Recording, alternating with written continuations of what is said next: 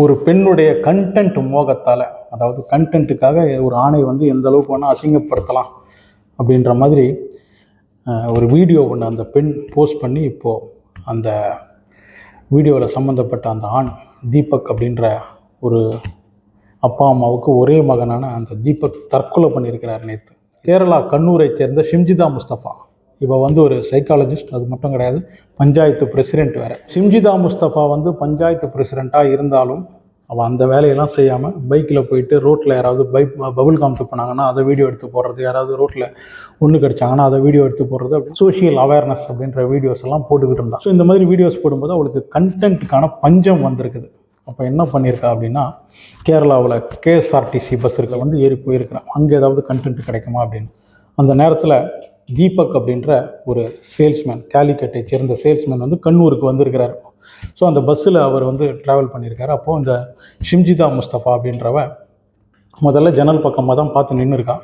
அதுக்கப்புறம் இந்த தீபக் பக்கத்தில் நின்று அவனுடைய கை வந்து இவன் மேலே படுற வரைக்கும் அப்படியே வெயிட் பண்ணியிருக்கிறான். அவனுடைய கை, அதாவது கை கூட இல்லை, இந்த எல்போ, அது வந்து அவருடைய மார்பில் லைட்டாக பட்டிருக்கு. அதுவும் பஸ்ஸு பிரேக் அடித்து நிற்கும்போது அந்த தீபக்குடைய கையில் பேக் இருந்திருக்கு, அதை அவன் லிஃப்ட் பண்ணும்போது இந்த முட்டி வந்து அவருடைய மார்பில் பட்டிருக்கு. ஒரு 2 செகண்ட் பட்டிருக்கும்.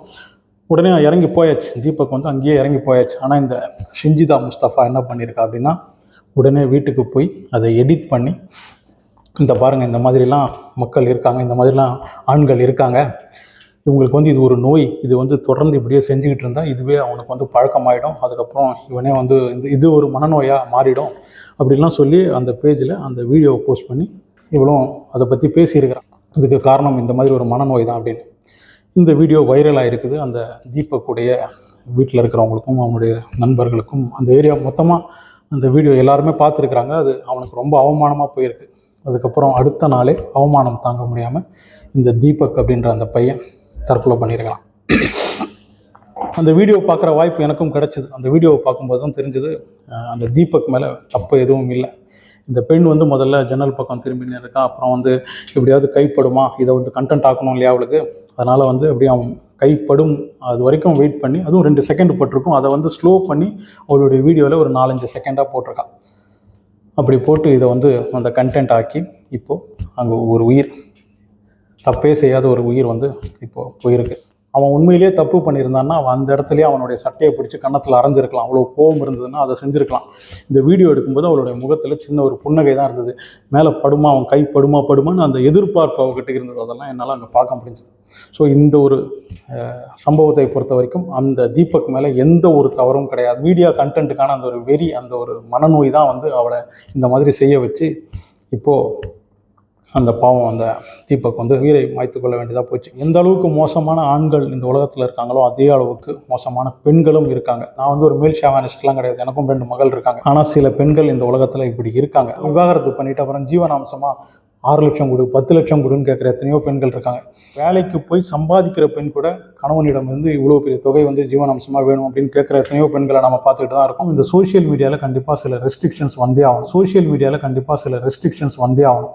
நான் வந்து துபாயில் தான் இருக்கேன். இங்கே வந்து ஒருத்தருடைய சம்மதம் இல்லாமல் அவருடைய வீடியோவையோ இல்லைனா அவருடைய பேரை கூட சொல்லி இங்கே வீடியோ போஸ்ட் பண்ணக்கூடாது. அப்படி பண்ணாங்கன்னா நம்ம ஊர் கணக்குப்படி 10 லட்சத்துலேருந்து 1 கோடி ரூபாய் வரைக்கும் ஃபைன். அந்த அளவுக்கு இங்கே வந்து அவ்வளோ ஸ்ட்ரிக்ட்.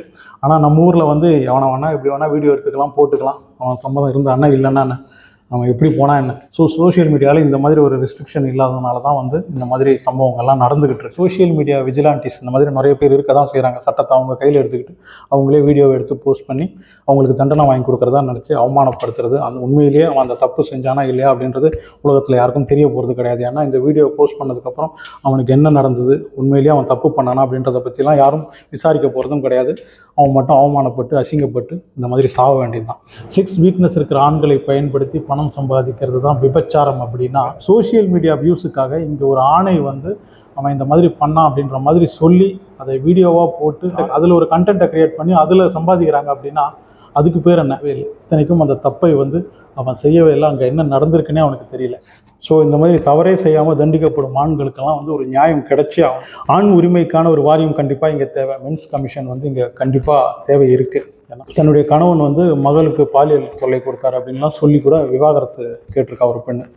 அந்த அவமானம் தாங்க முடியாமல் அந்த அந்த பெண்ணுடைய கணவரும், அப்புறம் அந்த கணவருடைய அம்மா, அப்புறம் அந்த 2 பசங்க எல்லாருமே தூக்குப்பட்டு தற்கொலை பண்ணியிருக்கிறாங்க. ஸோ இந்த மாதிரி சில பெண்கள் வந்து இந்த சட்டத்தை அவங்களுக்கு சாதகமாக பயன்படுத்திக்கிட்டு ஆண்களை பழி வாங்கிக்கிட்டு தான் இருக்காங்க. ஆண்களை வந்து இங்கே வேட்டையாடிக்கிட்டு தான் இருக்காங்க. சில பெண்கள், எல்லாருமே நான் சொல்லலை, சில பெண்கள் இதை செஞ்சுக்கிட்டு தான் இருக்காங்க.